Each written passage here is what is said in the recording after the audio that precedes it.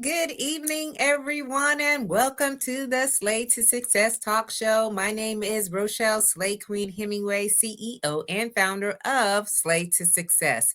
I advise and empower women professionals, especially women veterans, to step up into their most authentic personal brand to gain lucrative opportunities. And we're focusing on 4 different areas: appearance, behaviors, communication skills, and digital presence. That's right, the ABCDs. And y'all, tonight we bring in Slay Amazing guests. I have another one that I'm so excited to talk to this evening. And the purpose of this show is to bring in men and women who are living life on their own terms, and they're using the Slay philosophies. That's right. Slay means to kill it, to dominate it, and to nail it, to be on point, to impress greatly, to dream big and work hard until you own it.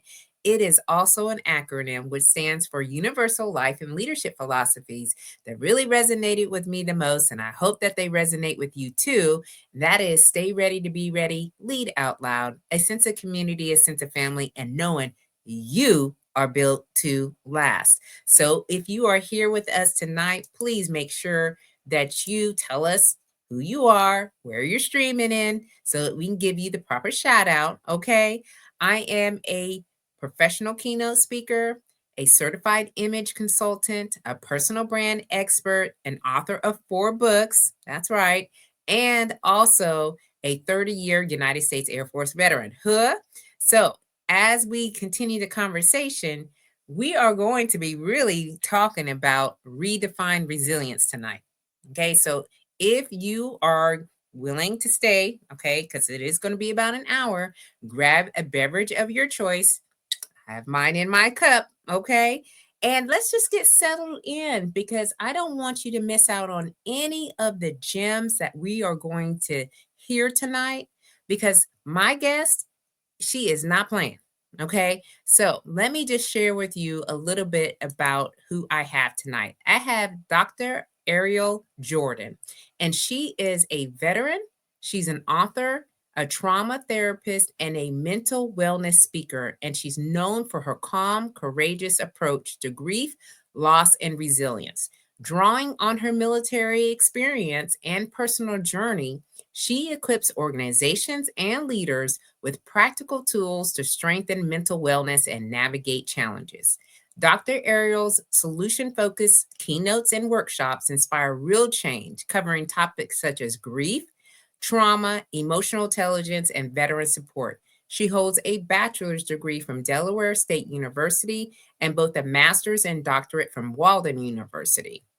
So I want you all to put your hands together for my friend, okay, because we just went out to lunch, y'all.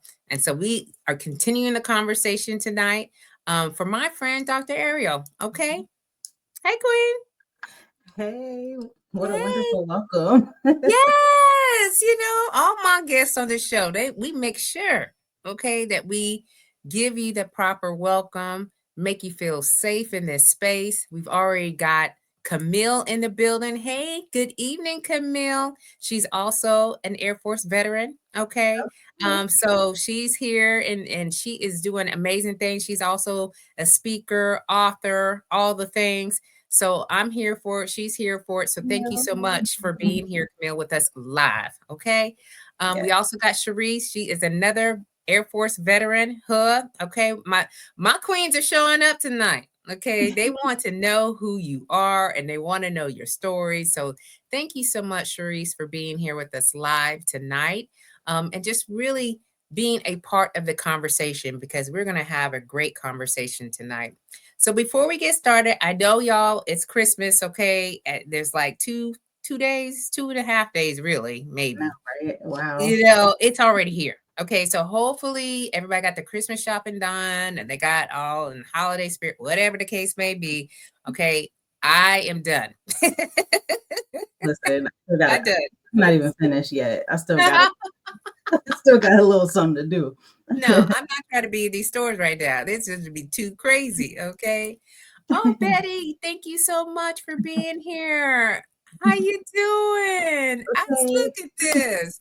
Mama is showing up. Okay. Yep. Thank you, much for showing up and being a part of this conversation. I know you look, she's so proud of her daughter. She just don't know what she do with herself. So she's going to do amazing on the show tonight. So tell us a little bit about who you are and let's get started in a conversation. We're going to continue our conversation because we just had lunch. So Yeah, yeah. Well, I mean, you definitely did a great job covering who I am.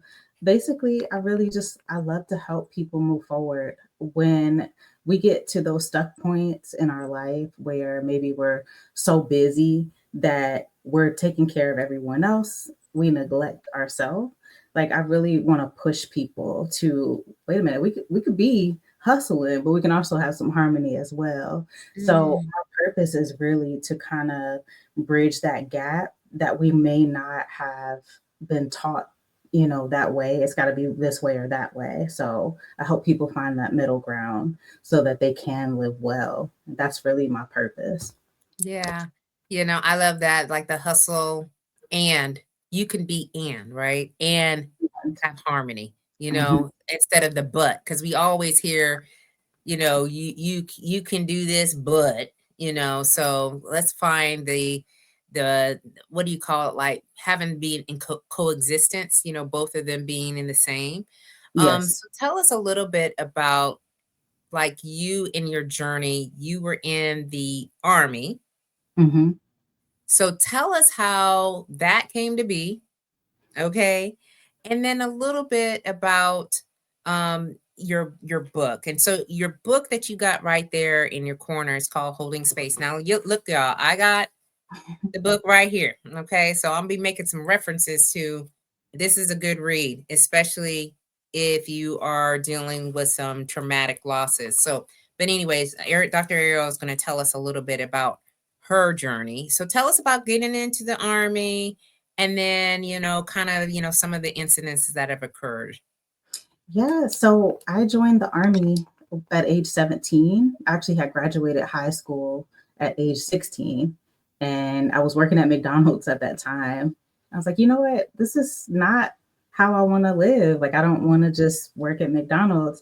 Although, I mean, I had a good time as a 16-year-old Oh, working at yeah. McDonald's. It was fine, but I knew that there was more, and Mhm. I didn't know the steps. So for me, I was like, you know what? I'm a I'm gonna join the army. And it was not anything I ever planned to do. I literally took the ASVAB because they said we could miss class. So I was like, oh, okay, I'm gonna go take this test where we're gonna be gone for a couple hours. Yeah, wow. So, but I ended up doing well, which is crazy. But I ended up doing well. And then by the time I got to the recruiting office, they were like, okay, you scored high on your ASVAB. Which job do you want? And I had a list of things that I could do. And I said, which one can I leave quickest? And so it was a culinary specialist. So I was like, that's the one. I like to cook. Why not? Right. And I took that job. And then the next thing I knew, my recruiter's taking me to the MEP station, at Fort Meade. And that's where I shipped out from. I went to Fort Jackson and did my basic training. And then after Fort Jackson, I went to a reserve unit.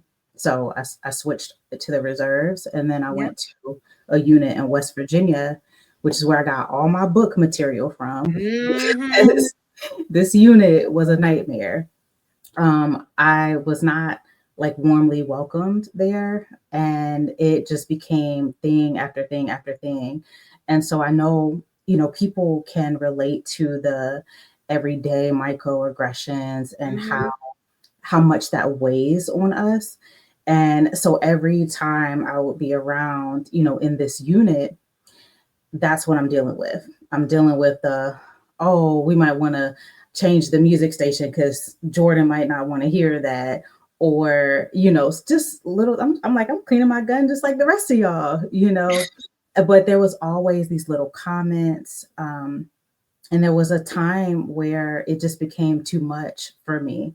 And my sergeant that I had to work closely with, he said the N word because our kitchen had like a window where like maybe you Hmm. couldn't see who's on the other side.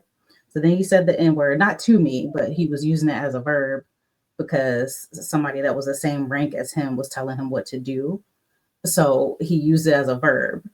And I was like, okay. So then I came out of the room. He was like, oh, I didn't know you were in there. That's not an apology, as we know, right? I didn't know you were in there. So by then I was like up to here. Mhm. And I tried to make a equal opportunity complaint, and it was supposed to be confidential. It was not.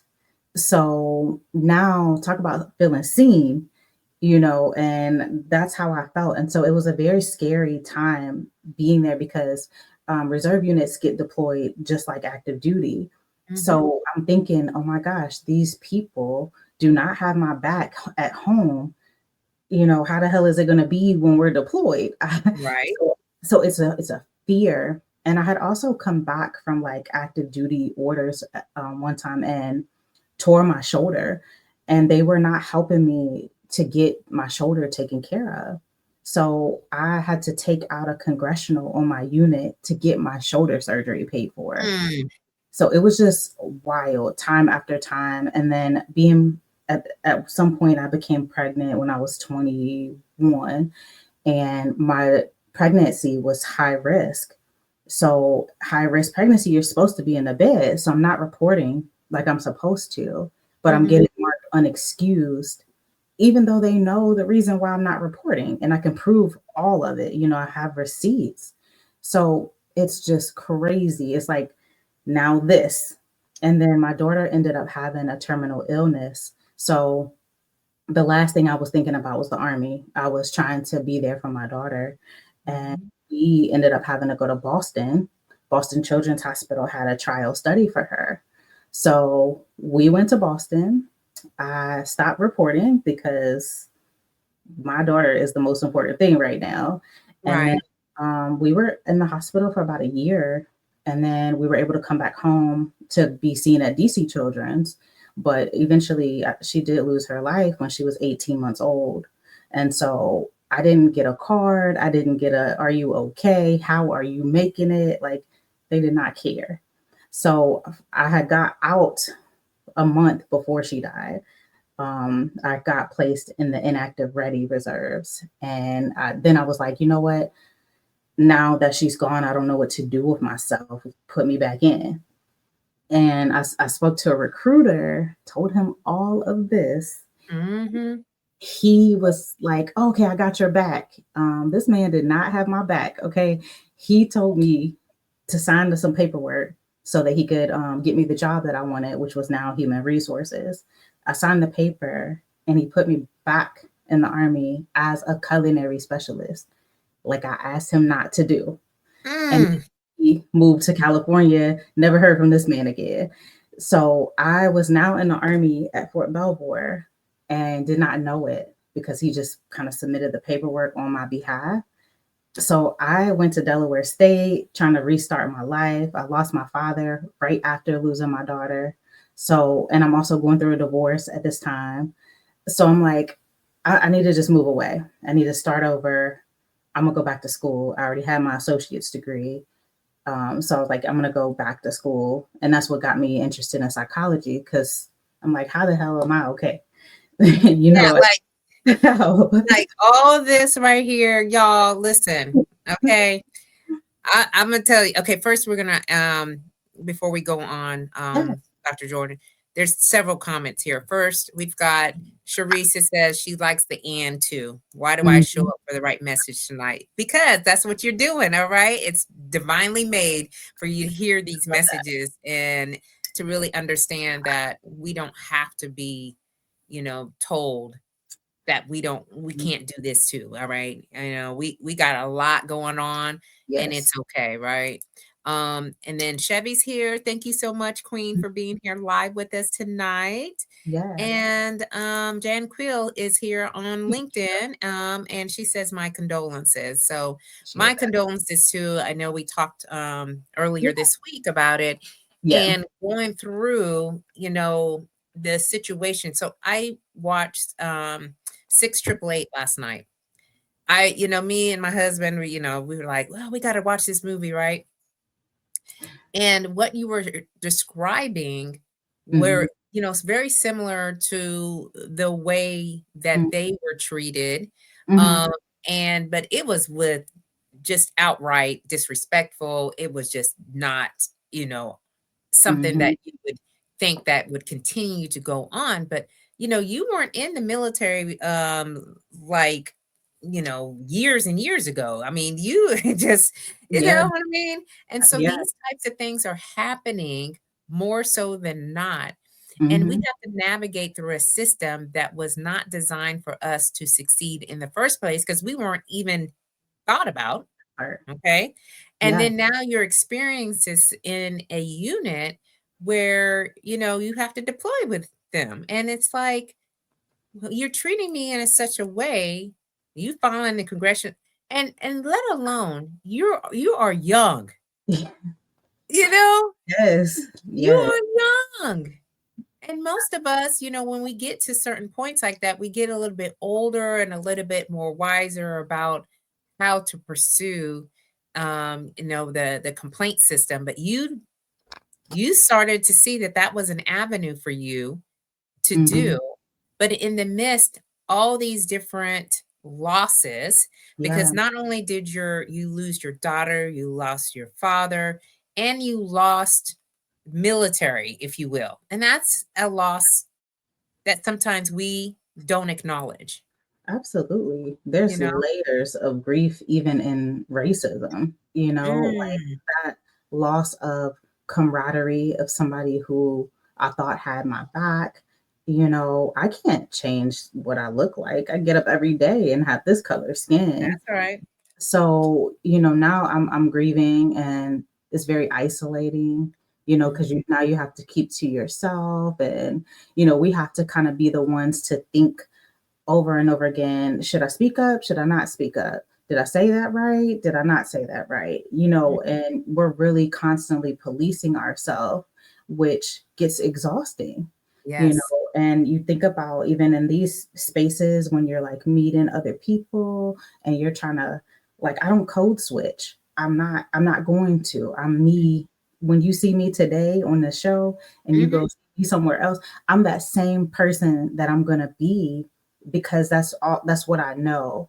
And I used to, and I know like the difference, but I'm not masking myself. I've Yeah. gotten to that point where I'm like, no, I'm gonna show up as me. And that's how I attract the right people in my Yeah. life. Because if you don't like me, then that's okay. We can Mm, coexist, but I show up authentic so that my circle can be authentic as well. yeah. That's beautiful. You Mhm, know, the first book that you wrote, which like we were alluding to, was Holding Space. mhm. And it says your story of grief, remembering and thriving after traumatic loss. Yes. So, over the past couple of days, I've been in your book. And I said, what in here is really resonating with me? And what came up was you talked about the end of suffering. Mm. You don't need to suffer. Now today, y'all, we went to church this morning and the pastor was talking about, suffering doesn't always last, but it is a part of the journey, if you will. Yep. Um, because anything worth having and, anything worth getting to, there has to be a little bit of, I wouldn't say grind, but it's Mhm. like you're constantly trying to do something, you're trying to figure out how to master it. And Yep. so sometimes you're failing a little bit in it, but you continue to show up, right? Oh yeah. Um, so but you talk about, you know, um radical acceptance. Mhm. And you say you must learn to keep the experiences from suffering. Yep. You said, I lost my daughter. That pain can be excruciating, but I must accept the reality and not live there stuck in bitterness, anger, and sadness because that is not beneficial to my life. I am not required to suffer because something bad happened to me. Yep. So, you know, how did you get to Radical acceptance. Oh boy. Yeah, then we going deep today. Woo, yeah, that was a journey for real. Um, how did I get there? Okay, so I remember a turning point. I kind of checked out after losing my dad because Jordan is that's my daughter's name. She passed in January, and then my dad passed in April. Mm, And I kind of checked out a bit. I was like, I don't even know what to do with myself at this point. And I remember not doing well with that. Like, I was just like, okay, I'm gonna go sit in her room, and I'd be there for like hours. I would get stuck, um, and I mm, would just be so sad. But obviously, it's sad to lose your child, right? So you're allowed to be sad. You're allowed to grieve. yep. And then I started to think, well, I gotta eat. So what am I gonna eat today? And it was very, very much moment by moment at that time period. And I remember my brother was going through something at the same time. And so then we'd be checking on each other. You eat Mm, today? Nah, I ain't eat today. Did you? All right, come on, let's go get something to eat. And right. that was a little bit of a encouragement there. And I think it was like October by the time I kind of like checked back in. Mm, So it was a gap. And I remember kind of like looking in the mirror, like it was my October is my birthday. So, around our birthday, most of the time we'll check in. We'll be like, all right, where am I at this year? Where do I want to be? It's like a new year for us. It's our yeah, birthday yeah, for most people. yeah. And so I'm doing that. And I'm like, all right, I can't stay here. I cannot do this. And where I grow up, it's Front Royal, Virginia is a small town. Mm-hmm. And so everyone knows you. Everyone Mm, knows that you just had two big losses and mm, the divorce as well. So like, it's a very small town. People talking about you or they're just informed about you. mm, And so I would go to Walmart, just to go get some eggs or something and somebody's like, "Oh my gosh, are you okay?" And I was trying to be, but then when people come up to you like that, it's like, "Oh God, I'm not okay." So mm, eventually I was like, I gotta get out of here. And if I gotta get out of here, what's the easiest way to get out of here? Almost, I guess, the same thing that I did for the military. I gotta get out of yeah. here. What do I do that? But this time it was school. I was like, I'm gonna go have the campus experience and finish my degree. My first degree is in business, and then I didn't want to do business anymore. So I guess some of the healing started with my psychology program, started learning Mm, how the brain works. And I was like, oh, this is very interesting stuff. So I kept it going. I'm like, okay, well, one of the things about going to college was I get to be whoever I want to be. They don't mm, know all the other stuff. I get to share it as I please, which I did end up sharing it in a women's ministry group, but I didn't have to. That wasn't my yeah. only identity. And so that helped to get some space away from it. And then I started to think like, so radical acceptance comes from dialectic behavior therapy, where two things can be true. And Mm, when you think about it, so like my best friends have kids that are the same age. I can be happy for them and love their kids, but I can also be sad for me. Two mm, things are true. And so when we think about the concept of radical acceptance itself, we don't have to like it or condone it. It just is. So, mm, like, obviously, I don't like it.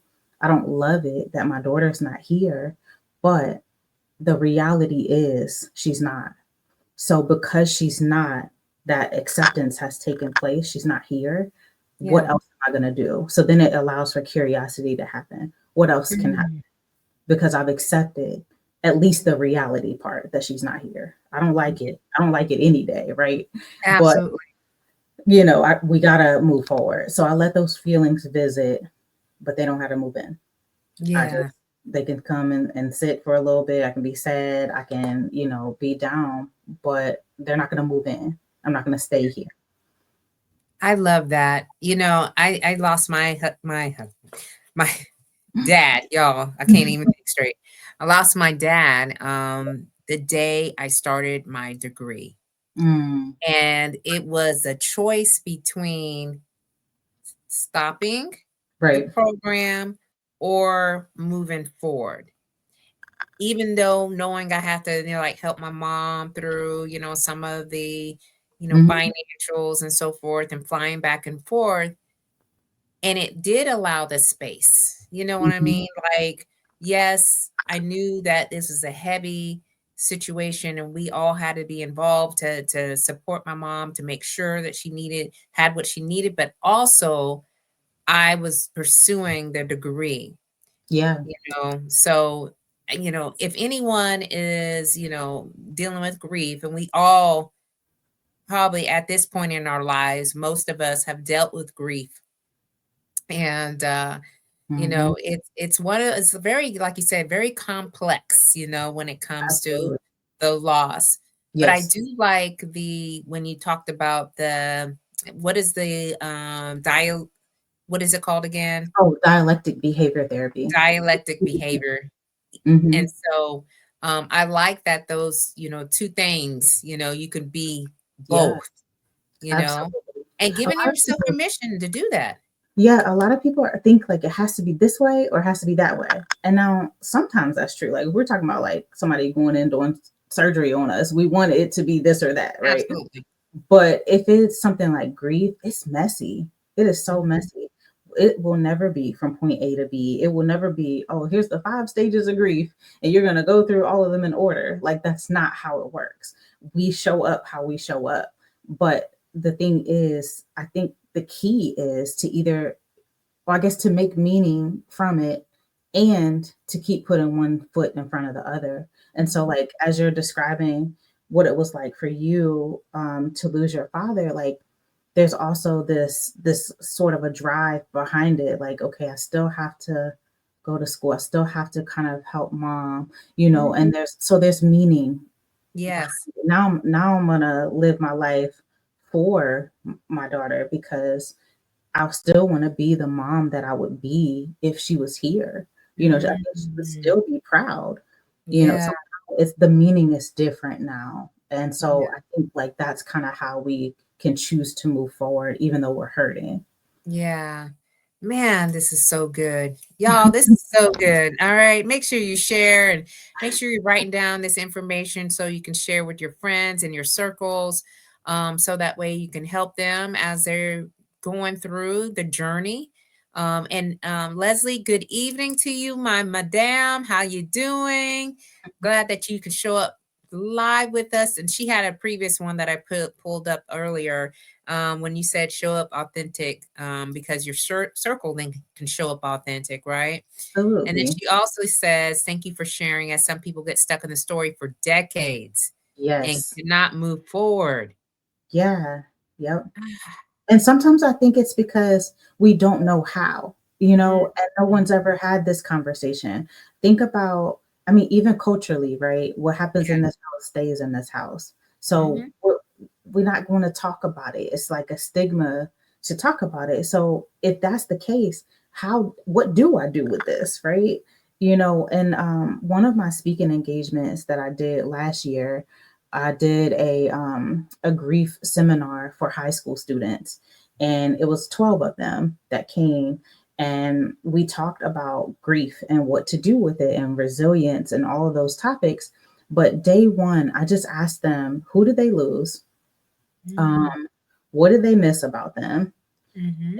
And how did their life change without this person? And when I tell you the whole room was waterworks, when they started the session like this, like, they didn't want to, like, they started like this. It was a Saturday morning. They're like, what she got to say? And Mm-hmm. I went around and asked that waterworks, every single one of them. They're hurting. So then we ripped the band-aid off. Day one, we ripped the band-aid off. Everybody's feeling their feelings, which Yep. is fine. And I always, when I start a group, especially like a group like that, I set the ground rules. Mm-hmm. So we whatever is happening here. We don't need to go and share so and so was crying because of this or whatever. That's And right. so we create a safe space, but this is what happens. And then I'm busting the myths. grief's supposed to go away within 1 year, yes or no? And they'd be like, yeah, no, absolutely not. That person's gone forever. You will grieve forever.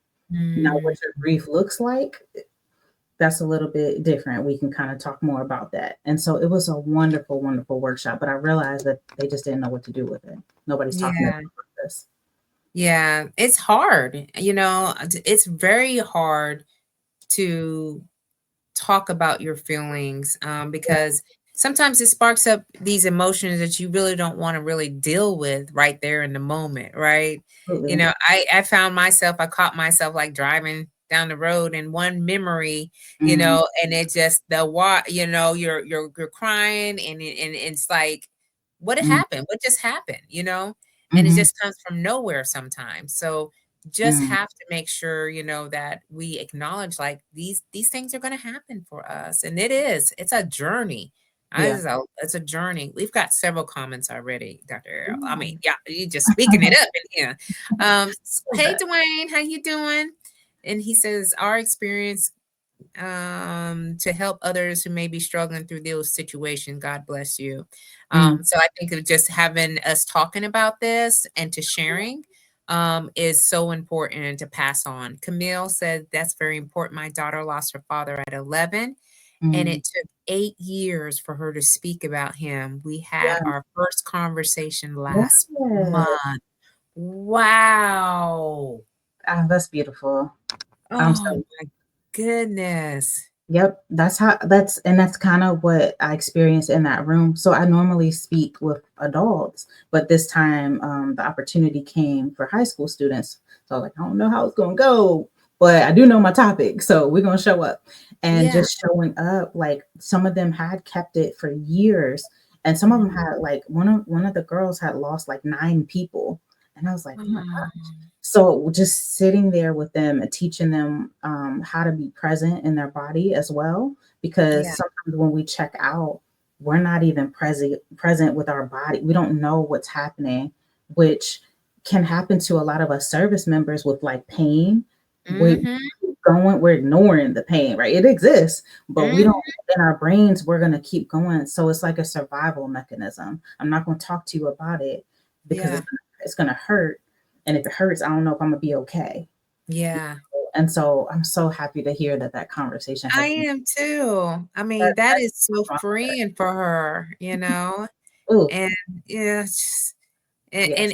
and more of this needs to be talked about because it's a scary, it just, everybody always talks about coming into the world, like Mm, babies coming into the world, and then have this celebration, this party, and so forth and so on. But then mhm, when they leave the world, it's like, oh my gosh, what am I gonna do now, right? And having to yeah, deal with all the things that come with losing a loved one. And Chevy says she likes what I share in this room stays in the room. I know she's driving, so that's but okay. that's a good thing to share as a ground rule, so that way Yeah, people can be respected in that moment, yeah, yeah. And I think like, in some of the culture that we have, like it can be damaging. But when Yeah, we're in like a group setting where we're talking about, grief or something like that, then it's important. So it's yeah, like, situational based. yeah. And then we have Cherise. So this is helping her so much. She since losing her mom in March, she has struggled and still struggled to figure out what's next. I Hmm, felt like it had to be a certain pathway. And what I'm learning is I can be on different paths and still move forward. absolutely. Absolutely. Like, Absolutely. you And I'm know, I'm sorry for your loss, Sharice, as me too. well. But I Yeah. know, yeah, and that's the thing, right? Like there is no like, I mean, we have some books that we can read, but there's no like Sharice survival guide, right? Yeah. Like you have to create it. And it can look however you want it to look, but I think Mm, it's how it feels, right? It's got to feel good. So, yeah. when we're thinking about like what's next, what feels good to me? Okay, Yeah. right now I need to cry and put my phone on do not disturb. I'm gonna let everybody know I'm okay, but I need this Hmm. moment for me. you Yeah. know, and I'm gonna fall apart.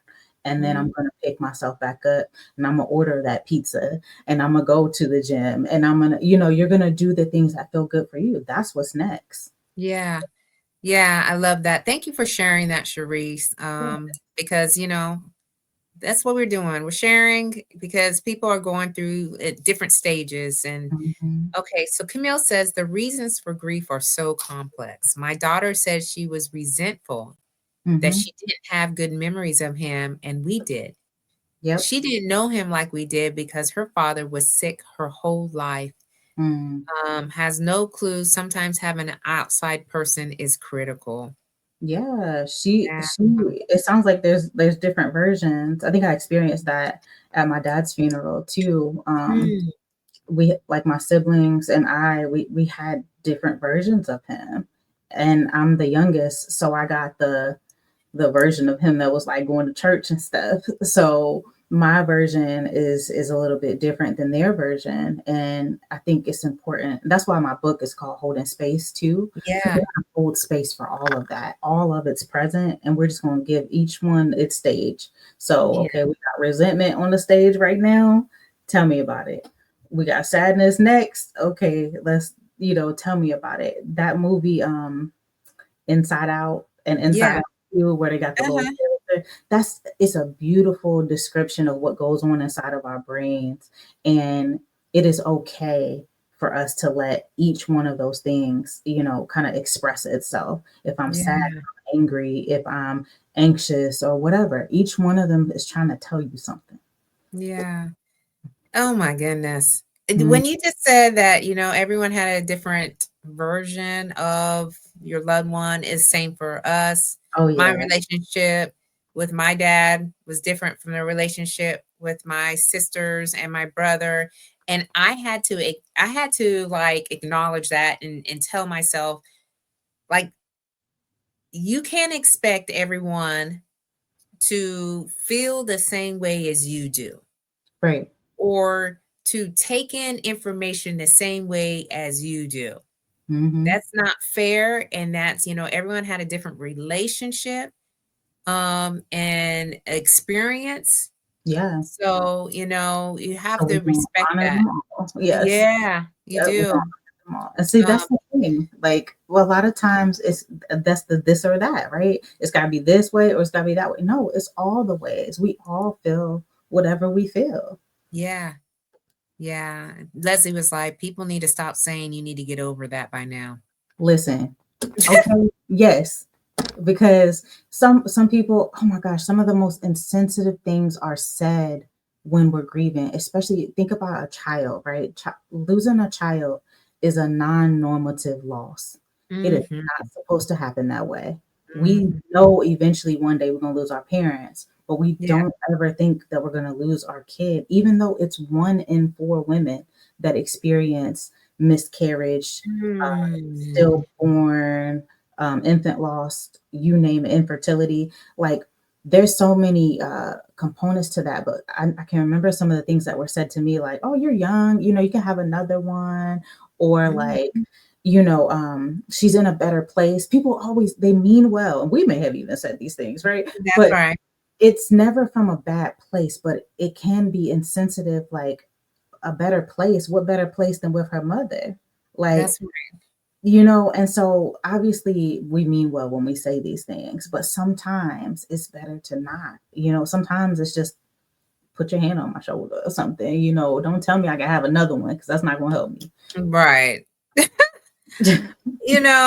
I'm loving all of this information and conversation. And y'all know we talk about, leadership, wellness, and mindset, Yeah, and personal empowerment here on this show. And this is all encompassing because, as a leader, because you were in the military, and in the military, y'all, they train us to become leaders. That's one of the um ways that they get, we get promoted as we yeah. show that we have leadership skills and so forth, and we can demonstrate that. And Hmm. then now, we're both out of that element. And now it's more so self leadership, Yeah. guiding ourselves and, And what's one thing that you think that you have taken away from your experience in the military that now in the leadership aspect that you use now today? Hmm, that's a great question. Hmm, one thing. Mhm. I think I tie it back to resilience Mm, because it even in the moments where it wasn't great, like my military experience as a whole, um, there was a lot of moments that weren't great. mhm. I still credit it, as being a part of my story and making me who I am today. However, I think resilience is the biggest thing I've taken from that because no matter what happens, it's not going to keep me down. And Yeah. I think that's kind of what inspired my book, my second book, because I was young going into the military. And so because these things are happening to me, I didn't want to grow. I was like, you Mhm. know what? I don't want that promotion. I'm good actually. And what happened was that kept me where it kept me to where I was not as great as I could have been. You Mhm. know, I'm in the army. We supposed to be all we could be. Right. But in that moment, I didn't want to. So, but now I do. Like it stunted my growth, I will say, just for the moment. Mm. But I Mm. did not allow it to continue. And I don't want for other people to get stuck there. And that's the one foot in front of the other. That's the resilience of, you know what? That happened Yeah. and it's unfortunate. I don't like it or condone it. Yeah. But it happened. And so because it happened, I'm going to move forward in this way. It allows me to plan better. It allows me to speak on some of these things so that the next person ain't got to go through that, you Mhm. know. So I will say resilience is my biggest takeaway. Yeah. And then I saw your hashtags was hashtag redefined resilience. Yes, so I tell people resilience is not just pushing through. There's so Mm. many other layers of resilience, right? Like resilience is falling apart some days if that's what I need to do. Resilience is taking that nap if that's what I need to do. Or it could be, uh-oh, I don't want to go to the gym, but I'm a soldier through.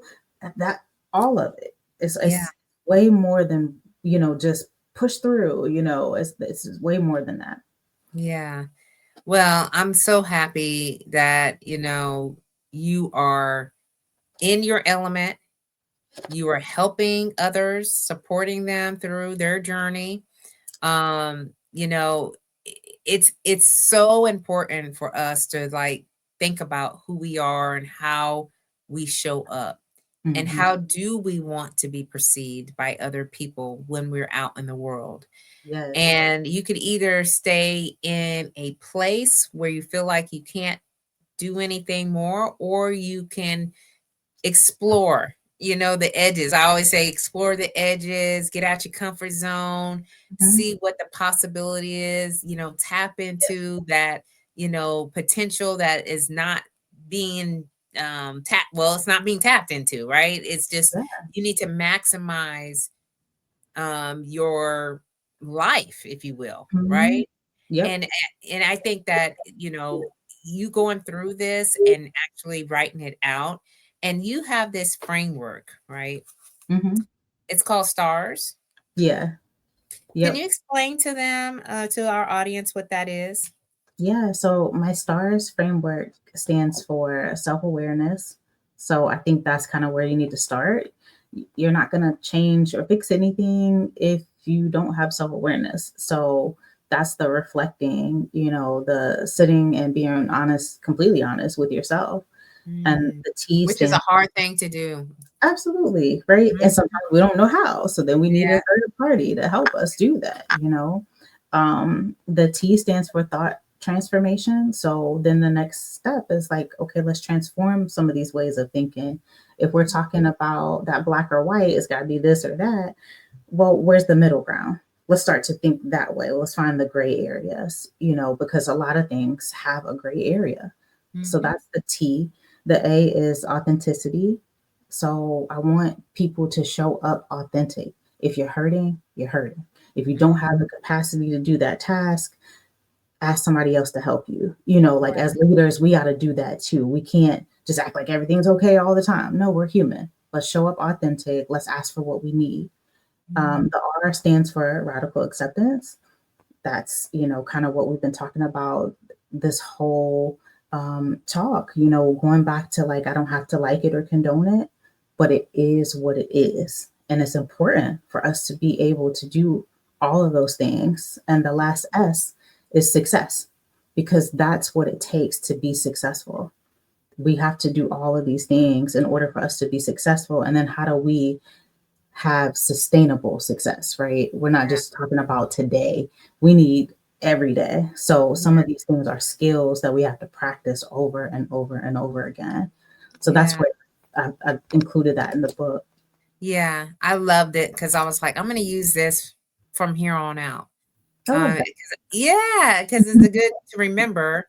And, sometimes we need tools, we need like ticklers to think about, okay, let's stop Yeah. for a minute and really like figure this out in a methodical way. Now, Yeah. Dwayne, I did like my mouth was open when you were talking because I saw his comment come up. Okay, let's see. And you know what? This is so, oh my goodness. Okay. First, I'll say this. I apologize for the grammar on my first message. I lost my daughter during a deployment. I Mm, told my unit that my wife was having a complicated pregnancy. I was only asking them to allow to be switch placing with another service member. I wasn't shown any empathy. I told myself whenever I get into a position and he was in the Marine Corps, he got to a higher role, and so I know things were different. But this right here, unacceptable. unacceptable. Unacceptable. How, as leaders, do we not show empathy for something like that? And that's what fires me up, because, and that's why I'm like, okay, I gotta speak to the leaders, because at this point, somebody got to stop this stuff. And Mhm. when somebody's going through something so terrible, right? Like, how would you not say, hey, take all the time you need, so and Mhm. so over here can do it? But they Yeah. don't care. And that's the thing. And it's so terrible. Like, it's just like a job, right? That if that happens to you, and you got to take off or you're fired or whatever, they're gonna have your position listed, a day later, and it's just not okay. And Yeah. I'm sorry for your loss as well, Dwayne. I am too. I have a heart for that, because Mhm. I've lived it. We part of a club that we ain't never asked to be part of. So Mhm. I definitely understand. But that just fires me up that people like, and I hear it over and over and over All the again. time.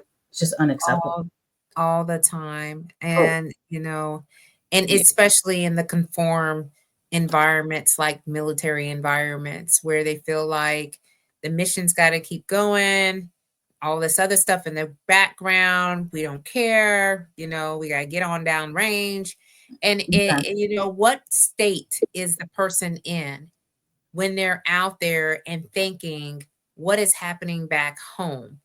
right. That, and so that is, there Mhm. is a strong push for empathetic leadership, to, Yeah. instill that into our leaders so they understand what it means and what the actions are to Mm. it. Because you could talk about it all day, but Yeah. if you're not showing it, I mean, then that's a whole nother walk that you're walking. And that Mhm. is a rough and hard walk. And he said that Hmm. wasn't happening underneath my watch. And you must be a great leader, Dwayne, because I like that. Yes, I mean, and absolutely. that's why I am and do what I do, because I had to become what I needed, right? Because I didn't get it. I didn't get any compassion, any empathy, but not on my watch, right? Like, just like Dwayne said, not on my watch. If somebody comes to me and they're hurting, and no matter what's going on, I'm gonna hold space for them. I have Yeah, to, because if I absolutely. don't, then who am I?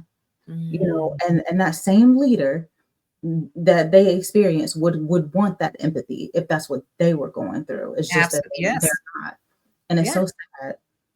Yeah. And it's so, like you said, this is more common to be a non-normative, this is not normal, Mm, to have these situations happen to you. Yeah. So that even requires more, understanding of, well, what do you need? How can we support you? What is Mhm. the best case scenario? All these Yeah. different elements to go through. And it's not just one person's job. Now, when we were in the military, it used to be like, go to the first sergeant, because I was a first sergeant for 4 years. And so Yeah. they would be like, go to the first sergeant, let them figure that out. No, this is a community effort. This is everyone taking a part of understanding the situation, what it requires for a person to find their way through that, whatever the resources that they need. Mm. Because they're there. It's just sometimes people just refuse to get you there for whatever reason, right? Yeah, and it's crazy because with these employers, right? Like this is the thing that will actually save you a turnover. Like if you ask me, am I okay? If you are trying to take care of me as an employee, then I'm gonna stay. I'm gonna feel like I'm seen, heard, and understood. So you're not gonna have to train somebody new to come in. If you let me take my time off to grieve, I can't Yeah. tell you how many times that somebody has said, "Oh, well, I lost my mom on Friday and I was back to work on Monday because I Hmm. had to be," and it's terrible. We have terrible grief policies in corporate America. And it's a lot of work that has to be done. And that look, I can only play my role, but I'm certainly, we need to change it somehow. Yeah, we do. I agree. Dwayne has a follow on to the story. I was a sergeant at the time, and guess what? Years later, when I was deployed to Afghanistan, a young service member had a similar situation, and I Mhm. told my staff to send them home. I was a colonel. Oh my God God. is faithful. Listen, full circle moment. Yeah, Okay. Wow. you know, Wow. and so he was able to make it happen, so it can happen. Yeah. Okay, so Like proof right here. And not only that, but Dwayne could have absolutely took the other way and said, you know what? I ain't get it. So exactly. so they ain't gonna get it. You know what I mean? Yeah, man, I love that. Man. Okay, Camille says you can't afford not to because you deal with the effects of a bitter truth far longer than the time it would take to let them grieve or be there for their families in times of difficulty. One day off can make a world of difference in a person's life. Absolutely. Absolutely. Because our emotions, like, they're up and down, especially during grief. I might be okay today. I might be able to fully perform. But then Yeah. tomorrow I need off because I'm exhausted from what I did yesterday. Yeah. And if we just have a little bit of compassion and empathy and show up as a human being, Hmm. it's absolutely okay, even in the military. Like, Yeah. it's just we got to do the mission. We know mission first, but at the same time, if there is a way for somebody to have some downtime after experiencing something so traumatic, give it to them. If you can make it happen, why not? Exactly. This brings up a lot of thoughts for me too. Like, Mm, um, during COVID, there was a lot of airmen who lived in cities where there was a high number of COVID cases, and mm, those airmen could not go home because of the high number of their families. Some lost mothers, fathers, siblings, but those that lived in rural areas that had a low cases were able to go. hmm, And so, sometimes I go back to that moment and think about what their grieving journey is looking like, mm-hmm, you know, because mm-hmm. that's a very hard, it's a very hard place to be in when you know that you can't even be there in the moment Yeah, because of the world and whatever, is taking place. out of our control. And yeah, and then so how is that person showing up now? Yep, You know? yep. And that has lasting effects. It does. And I think, like in my private practice, I see a lot of first responders and military folks that have complex trauma, and the things are not happening today that are affecting them. They've Mhm. already happened, but it's just because that happened, now I gotta always be there because if I leave, something bad might happen, or whatever narratives come from that kind of stuff. So we have to kind of talk about it. We have to face it. We have to feel it to heal it. And if Mhm. we don't, we're creating a whole nother problem. Yeah. I like that you just said that. We got to feel it to heal it. I probably say that every day. You do? I'm like, I we This is gotta the first time feel I've it. ever heard of that before. We gotta feel it too. It's Yeah. true though, like, Yeah. especially when it comes to grief or any of our pain points, right? If we don't visit it, then it just becomes this monster in the closet that keeps growing until it affects us in a way that we may not even know right away. But then once we do find out, now it's a complex PTSD. There's Mhm. multiple events that have happened rather than we caught it for that one, we processed it.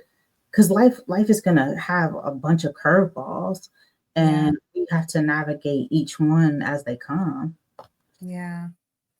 So this has been really great. I'm like, I'm so impressed. I'm so impressed with you because just by meeting you and hearing your story and where you are at today. And listen, y'all, she just got her doctorate degree. Okay. Okay.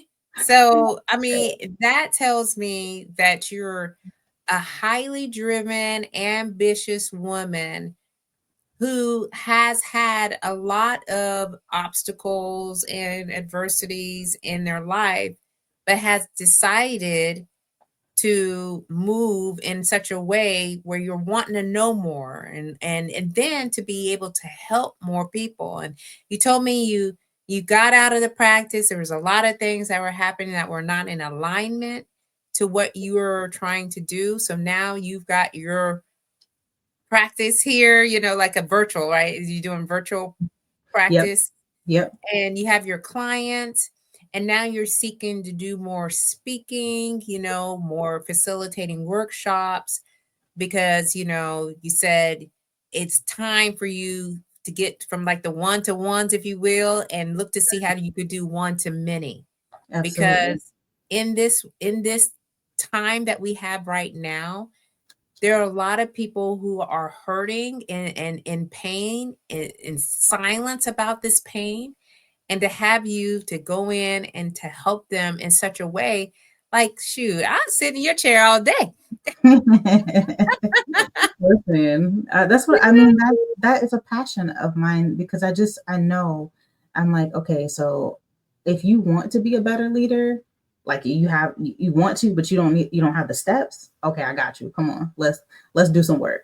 Like let's Yeah, let's roll our sleeves up and get to the bottom of what's happening with you, and then yeah, let's do better because that's what we're here for.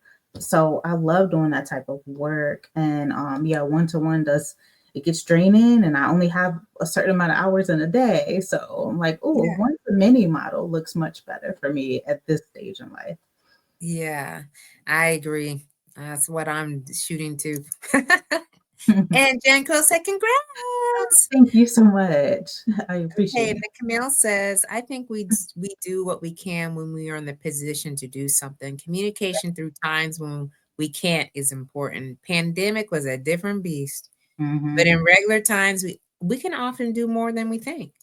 Absolutely. Like each and every one of us can do something, Mhm, on a smaller scale, holding people accountable, you know, mhm, that part, because there's so many times where I hear there's an opportunity to set a boundary, but somebody shies away from it because it's going to be uncomfortable rather than, speaking up for themselves in a respectable way. right. I'm in a meeting and my boss yelled at me or something like that. First of all, when I hear somebody say a boss yelled at me, I just stop right there because who Stop. you talking to? Like, because I'm confused. Who you talking to? 'Cause it's just like it's not your kid here, so why are you yelling in the first place? But but beyond that, right? It hurts your feelings. But so you told them you were sick or something, like No, you are sick. They hurt your feelings, and you're about to tell them that they hurt your feelings. You don't have to do it right then and there or be reckless or anything like that. But maybe a side conversation. Hey, actually, the reason why I excuse myself is because of how you were talking to me. It Mhm. upset me because that holds them accountable. Now they may not change. We ain't responsible for them, but I'm not gonna be sitting at home thinking about it later because I didn't say nothing. That's right. And so there's certain skills, the delicacy of it, if you will, but Mhm. we can still speak up for ourselves even in those settings. Yeah, I agree. I've heard people getting yelled at. I've witnessed people getting yelled at, grown I folks mean, getting yelled at, and I was just outside of the like, military, "You who gonna yells? take that?" I said, "No." But I mean, in the military, it's acceptable, right? Somebody gonna Oh be yeah, yelling. But yeah. once we get out and we're in the civilian world, who are you talking to? Because you ain't talking to me. You got it's the so wrong one. it's so many things though. But like even just speaking up that one time might bring some self-awareness to the person. It's not a responsibility to do that. My responsibility is to be okay with myself at the end of the day. So Yeah, I am gonna say something every yeah, time. that's right. Listen, y'all. I don't know what else more to say. We could probably be on here for 2 or 3 hours, and I know I'm going to honor your time, because it is Sunday night, and we got to get to work and do all the things and everything that for the Oh, yeah. week for Christmas and stuff. But I do want to give you a little bit of time to talk to us about anything that you want to share, that you want to leave with us, before we go. And then I have another question for you. Okay. As for things to share, I think I shared it all. But I am gonna, I mean, business wise, I'm looking forward to planning my first retreat 2025 for leadership, and I'm gonna collaborate, and we're gonna have like financial knowledge and all of that. It's gonna be really good. Putting the final details on that. So, if anything, I would say join my email list so that you can know about those details if it interests you. That's right. And so it's Ariel Jordan. You have it there?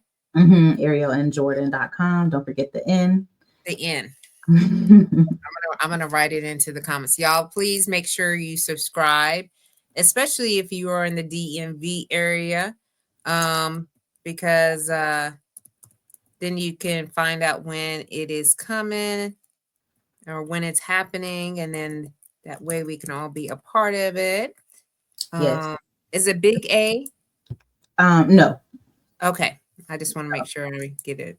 small a, but yeah, I actually put the landing page up yesterday, so I'm excited about that. But yeah, join my email list. I always will do like a LinkedIn newsletter, and then I will push it out to my email list as well. So that way, if you want to stay in the know, that's how you stay in the know. And then follow me on social media.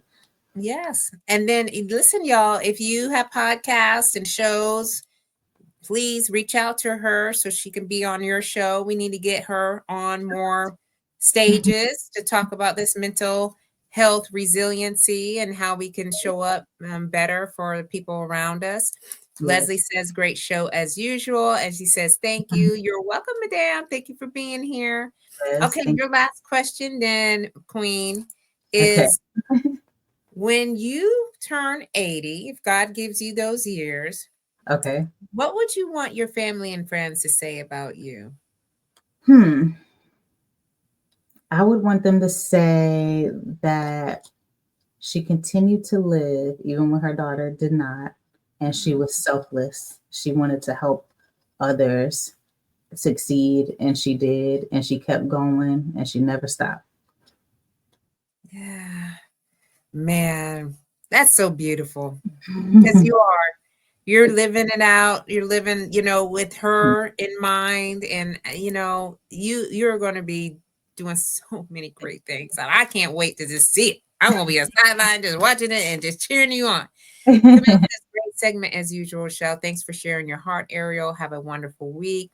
And Thank Sadisha came on here. Sadisha, go you. back to the show, the beginning of the show. If you missed any of this, She is going to warm your heart because y'all two, all right, That collaborators and I feel like partnering. it's a big family. Yes, so absolutely. So it's always good to know that we're in good good community here. She said 2 snaps. Okay. Oh, I my slid friend in does late. that. Oh. That's okay, Glenmore. You know, all you got to do is push the rewind button and go back and watch it again. All right. But thank you so much for showing up. Um, and all the folks that came in alive, Camille, Sharice, Betty, which is mom, Leslie, Dwayne, Chevy. Did I say Camille already? I think I said Camille already. Okay. And Jan Quill and Sadeja and Glenroy. So thank you so much, everyone. Dwayne said, Jesus said, in this world we have tribulations, but be of good cheer, for I have overcome the world.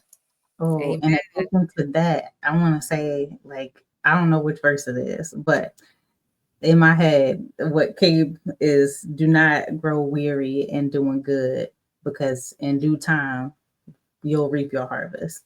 So I don't Mm, know who that's for, but that's what came in my head after you read that. that's for everybody. I receive that. But take, Everybody. take what you need, leave what you don't. Oh my goodness. And then Camille says, Happy holidays, everyone. Thank Yes, happy holidays, everyone. Please be safe. Thank you again, Dr. Ariel, for being here with me tonight and dropping so many great gems and giving us hope and inspiration as we go into the holiday season. you. Everyone, please be well. I will be back here probably in about a week and a half, maybe 2 weeks, just depending on the schedule, because it is the holiday. Okay.